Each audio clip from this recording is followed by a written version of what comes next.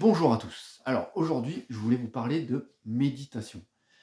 Souvent, quand je parle avec des gens de méditation, ou notamment avec des personnes qui viennent dans mon cabinet, quand on parle de méditation, parce que souvent les gens me disent: «Ah ben moi, je fais de la méditation chez moi, ça me sert beaucoup, ça me sert à m'apaiser, ça me sert à me calmer». Et souvent, ce que je vois, et c'est un truc que moi aussi j'ai fait par le passé, c'est que la méditation est un outil pour essayer de calmer le mal-être qui est à l'intérieur, pour essayer de calmer l'anxiété, le stress, la peur, et en fait, on s'éloigne de ce qu'est vraiment la méditation. Et moi, c'est un truc que j'ai fait par le passé, d'essayer d'utiliser la méditation comme un outil pour me calmer, pour m'apaiser. Et puis un jour, alors j'ai lu ce livre qui est un livre de Krishnamurti, qui s'appelle «Cette lumière en nous, la vraie méditation». Alors, je vous avoue que la première fois que j'ai lu ce livre, ça a été indigeste pour moi, j'ai absolument rien compris à ce qu'il voulait amener.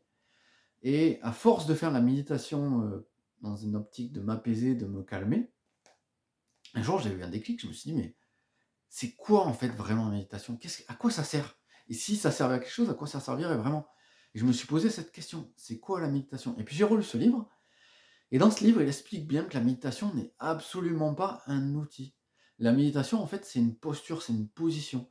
Et la méditation, la vraie méditation, ce qu'on va appeler la vraie méditation, ça peut être fait à n'importe quel moment de la journée, et ça peut être la vraie méditation, c'est un retour, en fait, à ce que vous êtes vraiment. Donc, par exemple, si dans la journée, vous observez une montée de stress ou une montée d'angoisse ou une montée de peur, plutôt que d'aller faire un exercice de respiration ou de relaxation, la vraie méditation voudrait que juste vous allez observer ce qui se passe. Donc si par exemple vous avez une montée de stress, plutôt qu'essayer de calmer cette montée de stress, juste observez cette montée de stress. À quel endroit vous la sentez dans votre corps?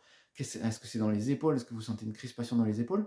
Et observez les sensations qui sont liées à cette montée de stress ou cette peur, etc. Plutôt que vouloir à tout prix calmer ce qui se passe, qui en fait que, ben, indirectement, vous allez mettre un couvercle sur ce qui se passe vraiment à l'intérieur de vous. Beh, juste revenir à votre présence. Observez ce qui se passe dans votre corps, observez comment votre respiration est bloquée, observez comment vous vous sentez mal dans votre corps, observez les sensations.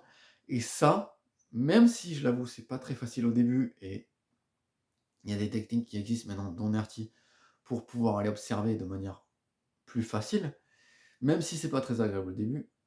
Et ben, ça, c'est la vraie méditation, et ce qui va vous permettre de vraiment vous apaiser sans faire aucun effort. Parce que la vraie méditation ne demande pas d'effort, c'est juste une présence. Voilà. C'est ce que je voulais vous partager aujourd'hui. J'espère que ça pourra vous aider dans votre vie de tous les jours. Et puis je vous dis à demain pour une autre vidéo.